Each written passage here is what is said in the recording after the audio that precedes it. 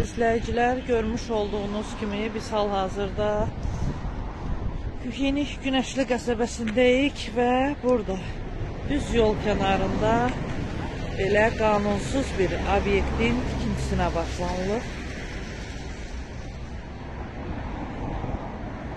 Bu ərazi özünüz görmüş olduğunuz kimi yaşıllıq ərazi olub və burada yetəri qədər yaşıllıq məhv edilib. Bax, görmüş olduğunuz bu yolka ağaçlarından, həmişə yaşıl ağaçlarından burada olub, mövcud olub və həmin ağaçlar məhv edilərək burada belə bir obyektin inşasına başlanılıb